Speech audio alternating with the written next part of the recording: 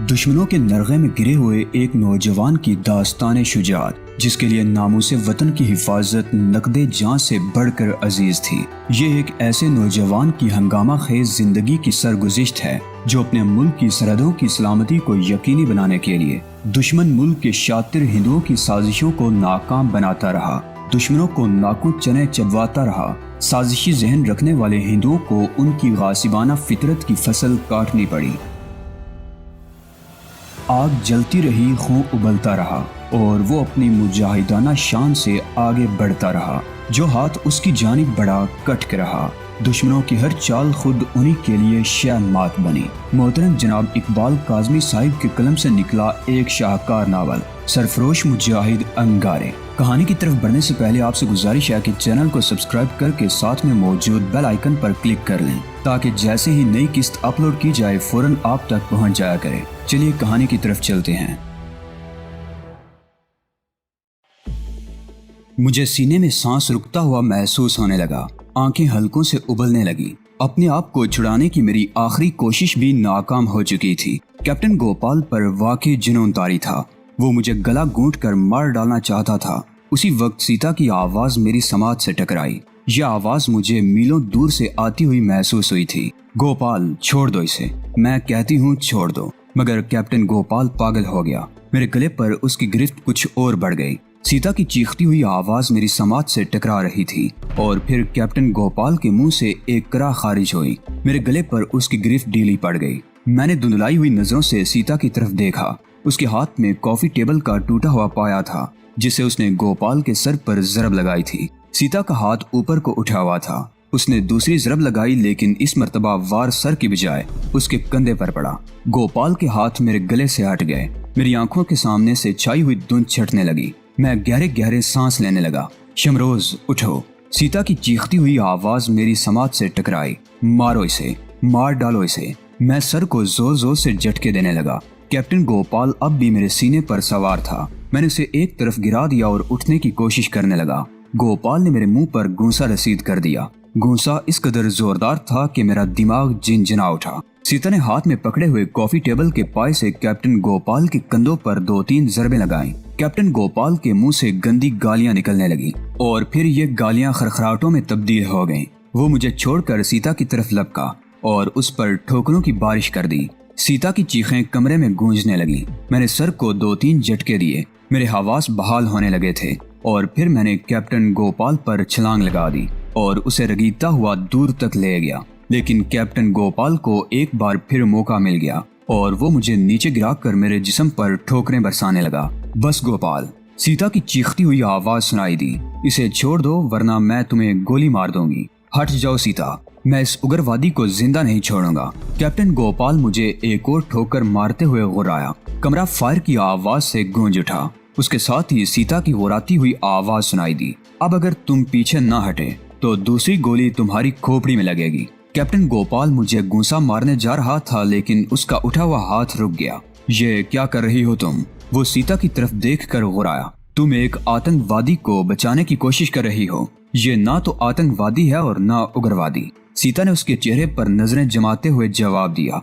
आतंकवादी और उग्रवादी दहशतगर्द और बागी को कहते हैं। ये ना तो दहशतगर्द है और ना ही बागी। ये तो अपनी मादर गीती को गासबों के चुंगल से छुड़ाने के लिए आजादी की जंग लड़ रहा है। ये अपने वतन की तहरीकी आजादी का एक दलेर और बेबाक मुजाहिद है। एक ऐसा मुजाहिद जिस पर इसकी कौम बजा तौर पर फख्र कर सकती है। तुम्हारे सैनिकों पर तो इसके नाम की दहशत है। इसका मुजाहरा मैं अपनी आंखों से देख चुकी हूँ। इसका नाम सुनकर तुम्हारी सेना के बड़े बड़े जर्नैलों के पेशाब खता हो जाते हैं। मैंने तुम्हें इस पर हाथ उठाने का मौका दिया जिसका मुझे अफसोस है। क्या बकवास कर रही हो सीता? कैप्टन गोपाल चीखा। उसका चेहरा गुस्से की शिद्दत से सुर्ख हो रहा था। तुम एक आतंकवादी की हिमायत कर रही हो। एक उग्रवादी की हिमायत में तुम हिंदुस्तानी फौज के एक ऑफिसर पर पिस्तौल उठाया है जिसका अंजाम तुम जानती हो बहुत अच्छी तरह। सीता मुस्कुरा दी।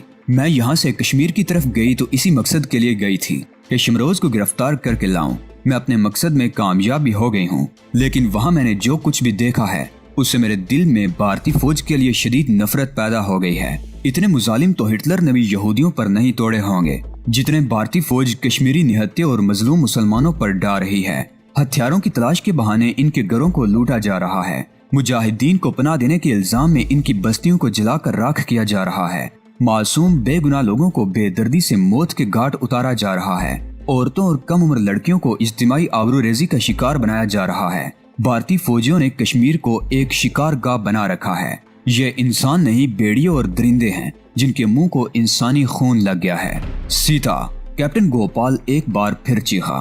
तुम बहक रही हो? हाँ, मैं बहक रही हूँ, सीता ने जवाब दिया। मुझे भारतीय फौज से नफरत तो उस रोज हो गई थी जब तुमने मुझे अपनी हवस का निशाना बनाया था, और जब मैंने कश्मीर में ये सब कुछ होते देखा तो मुझे इन भारतीय फौजियों से और भी शदीद नफरत हो गई। तुम गलती कर रही हो सीता, कैप्टन गोपाल ने कहा। तुम जम्मू और कश्मीर की सूरत हाल से वाकिफ नहीं हो। जो इन लोगों ने हमारे हिंदुओं के साथ किया है वो तुम नहीं जानती। इन्होंने हमारी सेनाओं को जो नुकसान पहुंचाया है तुम उससे भी वाकिफ नहीं हो। ये मजलूम नहीं हैं, इन्हें किसी हमदर्दी का मुस्तहिक मत समझो। ये लोग कश्मीर को भारत से अलग करना चाहते हैं। इन्हें पाकिस्तान की आशीर्वाद हासिल है, लेकिन कश्मीर भारत का अटूट अंग है। इसे किसी सूरत भी अलग नहीं किया जा सकता। ये बागी हैं और इन लोगों को सजा मिलनी चाहिए। तुमने एक बागी के हक में एक हिंदुस्तानी फौजी ऑफिसर पर पिस्तौल उठाकर बहुत बड़ी गलती की है। इससे पहले कि बात आगे बढ़े, ये पिस्तौल मेरे हवाले कर दो। तुमने जो कुछ भी किया है और कहा है मैं उसे भूल जाऊंगा। इसकी गिरफ्तारी पर तुम अब भी इनाम की हकदार हो। तुम्हें हिसाब पर याद आया। सीता ने उसकी बात काट दी। मुझे तो अभी तुमसे भी हिसाब किताब करना है। तुम जानते हो तुमने मुझे किस तरह हवस का निशाना बनाया था। अपना दोष एक बेगुनाह मुसलमान के कंधों पर डालकर उसे पुलिस के जरिए मौत के घाट उतार दिया था। मैं ये सब कुछ नहीं बोली हूँ। अब हिसाब किताब का वक्त आ गया है। अपने कपड़े उतार दो। क्या? कैप्टन गोपाल उछल पड़ा। क्या कह रही हो तुम? मेरा मतलब वही है जो कुछ मैंने कहा, सीता बोली। अपने कपड़े उतार दो। कैप्टन गोपाल की आंखों में वहशत सी भर गई। मैं भी अपनी जगह पर बेहिसो हरकत खड़ा सीता की तरफ देख रहा था।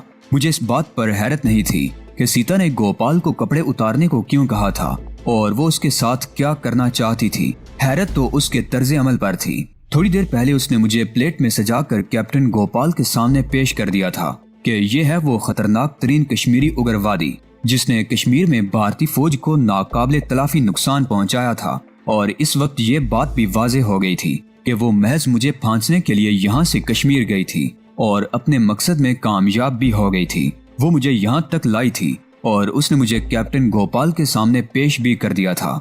और जब कैप्टन गोपाल गला घूंटकर मुझे मार डालना चाहता था तो उसने न सिर्फ मुझे बचा लिया बल्कि कैप्टन गोपाल पर गोली भी चला दी थी और एक बार फिर मेरी और कश्मीरी मुसलमानों की हमदर्द बन गई थी। क्या ये भी उसकी कोई चाल थी? कैप्टन गोपाल ने बताया था कि मेरी गिरफ्तारी पर उसे करोड़ों रुपए इनाम मिलेंगे और हो सकता है सीता के जहन में ये ख्याल आया हो कि कैप्टन गोपाल मुझे कहीं खुद तो हुक्काम के सामने पेश नहीं करना चाहता था ताकि इनाम की रकम खुद हासिल कर सके। हो सकता है यही सब कुछ सोचकर उसने पैंतरा बदला हो और एक बार फिर मेरी हमदर्द बन गई। लेकिन ये बात मेरी समझ में नहीं आ सकी थी कि वो कैप्टन गोपाल के कपड़े क्यों उतरवाना चाहती थी। सुना नहीं तुमने कैप्टन गोपाल? सीता एक बार फिर चीखी। मैंने तुम्हें कहा था कि कपड़े उतार दो और तुमने अभी तक मेरे हुक्म की तामील नहीं की। तुम पागल हो गई हो, कैप्टन गोपाल बोला। वो और भी कुछ कहना चाहता था मगर सीता ने फायर खोल दिया। गोली कैप्टन गोपाल के पैरों पर लगी। वो उछल पड़ा। कैप्टन गोपाल चीखता हुआ कालीन पर लूटने लगा। उसकी टांगों से खून का फवारा उबल पड़ा था और खून कालीन को गंदा कर रहा था। सीता के हाथ भी खून आलूद थे। उसने एक बार फिर नफरत भरी नजरों से कैप्टन गोपाल की तरफ देखा और हाथ धोने के लिए बाथरूम की तरफ चली गई।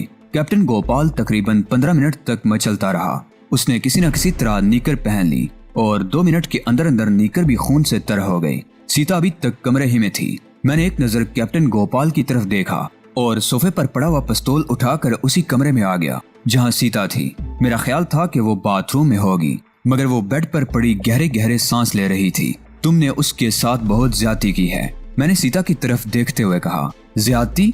सीता के लहजे में बेपनाह सर्द मैरी थी। मेरा तो दिल चाहता है उसके टुकड़े करके गोश्त कुत्तों को खिला दूं, लेकिन ये सजा ऐसी है कि वो जिंदगी के आखिरी लम्हों तक इसे भूल नहीं सकेगा।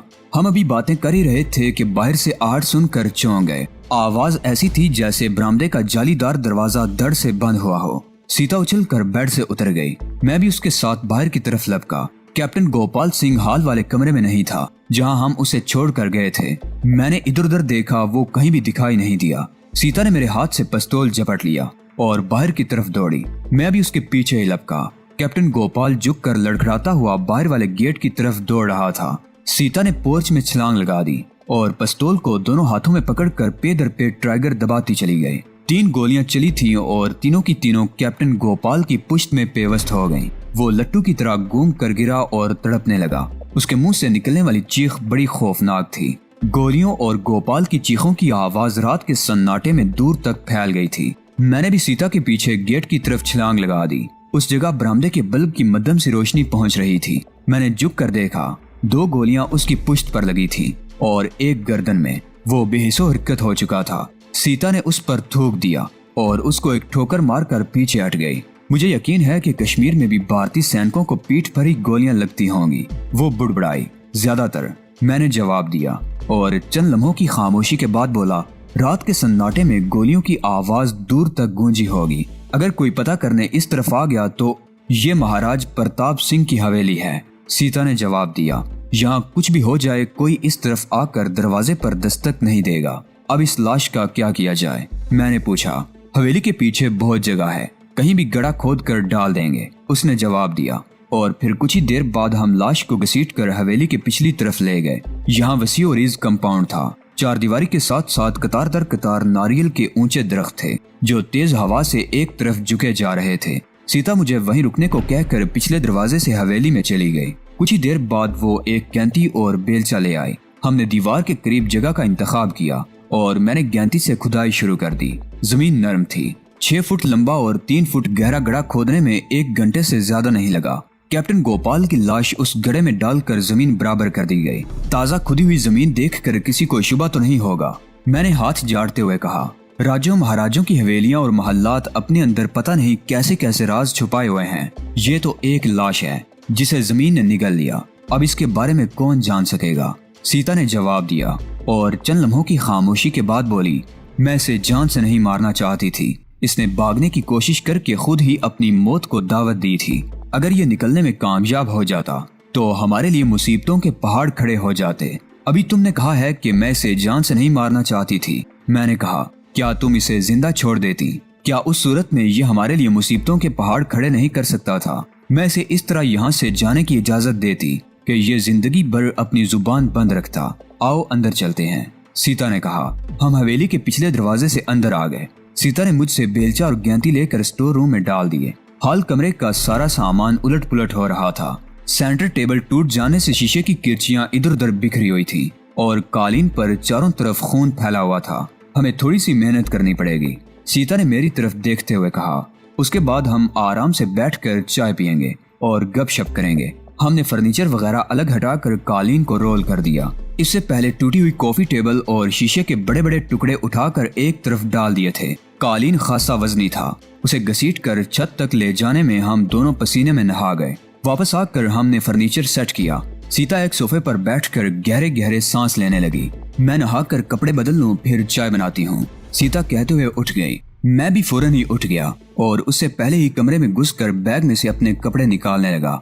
मैंने सोचा था कि इस दौरान मैं भी दूसरे कमरे के बाथरूम में जाकर नहा लूंगा। मैं अभी बैग में से कपड़े निकाल ही रहा था कि खट की हल्की सी आवाज सुनाई दी। मैंने पीछे मुड़कर देखा। सीता अंदर आकर दरवाजा बंद कर चुकी थी और ऊपर वाली चटखनी लगा रही थी। उसके होंठों पर बड़ी कातिलाना मुस्कुराहट थी। हम दोनों उस बेडरूम में बैठे हुए थे जिसे हमने रात गुजारने के लिए मुंतखब किया था। ये वही कमरा था जहां हवेली में दाखिल होने के बाद हम सबसे पहले आए थे। उस कमरे में दीवार पर औरतों की रंगीन शर्मनाक तस्वीरें आवेजा थीं। मैंने बैठने से पहले उन तस्वीरों वाले फ्रेम उलट दिए। मैं तुम्हें अब तक नहीं समझ सका सीता, मैंने चाय का घूंट लेते हुए कहा। सीता ने चाय बड़ी खुश जायका बनाई थी। डोडा से जम्मू तक तुम एक बुजदिल लड़की साबित हुई थी। जम्मू में मानसर झील पर तुमने राइफल चलाने की हद तक कुछ बहादुरी का सबूत दिया था, लेकिन इसके बाद तुम फिर पहले जैसी लड़की नजर आने लगी, डरी डरी और सहमी सहमी सी। लेकिन यहाँ मैंने तुम्हारा एक मुख्तलिफ रूप देखा है। तुमने जिस बेदर्दी से पहले कैप्टन गोपाल को उसकी मर्दानगी से महरूम किया और बाद में जिस तरह उसके शरीर में गोलियां पेवस्त की, वो सब मेरे लिए बहुत ही हैरान कुन है। और सबसे अहम बात, मैंने कहते हुए उसके चेहरे पर नजरें जमा दी। तुमने कैप्टन गोपाल से कहा था कि मुझे पकड़ने के लिए ही कश्मीर गई थी। और बड़ी खूबसूरती से मुझे घेर कर यहाँ ले आई।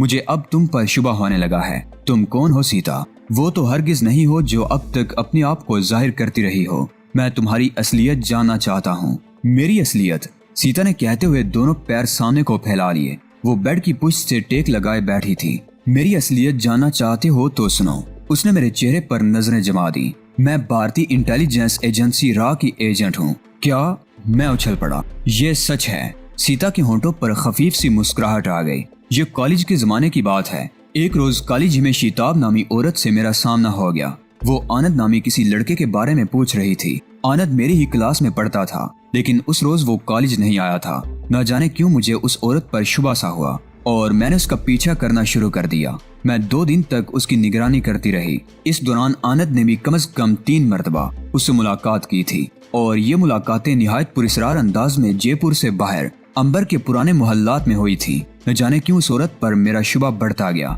मैंने सरसरी से अंदाज में आनंद से उस औरत के बारे में दरियाफ्त किया तो उसने साफ इनकार कर दिया कि वो किसी औरत को नहीं जानता।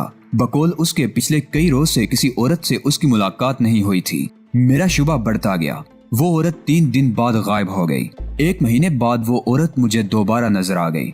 मैंने फिर उसकी निगरानी शुरू कर दी। इस मर्तबा वो आनंद से मिलने कॉलेज नहीं आई, लेकिन अगले ही रोज मैंने आनंद को उसके साथ देख लिया। वो एक गैर मारूफ से रेस्टोरेंट में बैठे हुए थे।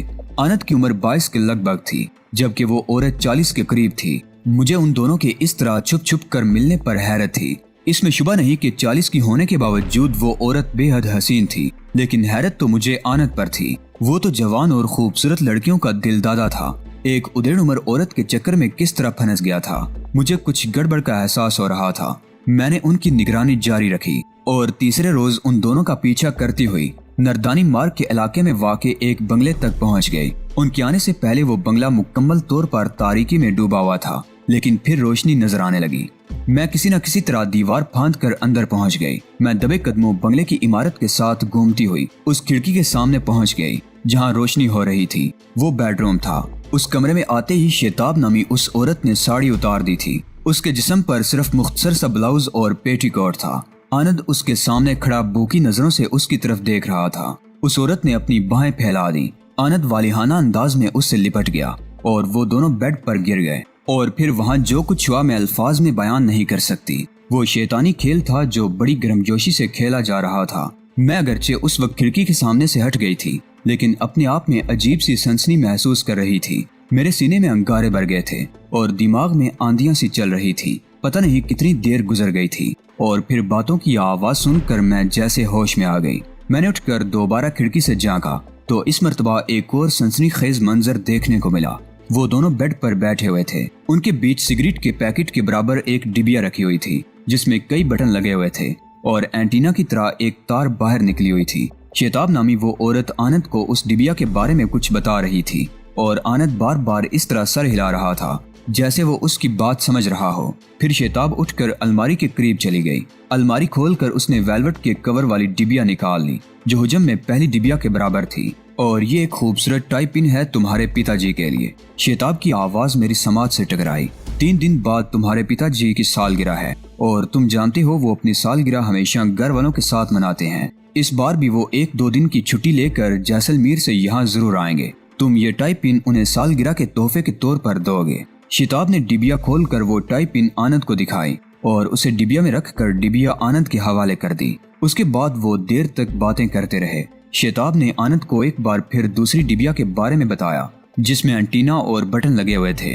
मुझे समझने में देर नहीं लगी कि वो किसी किस्म का ट्रांसमीटर था और उसके बाद फिर वही शैतानी खेल शुरू हो गया जिसे देखने की मुझ में ताब नहीं थी। मैं वहां से हट गई और दबे कदमों चलते हुए दीवार फांद कर बंगले से बाहर आ गई। मेरे दिमाग में उस वक्त सनसनाहट हो रही थी। मेरी समझ में नहीं आ रहा था कि ये सब क्या है। शेताब ने आनंद को वो ट्रांसमीटर क्यों दिया था और उसके पिताजी के लिए टाइप इन क्यों दी थी। दफातन मेरे दिमाग में धमाका सा हुआ।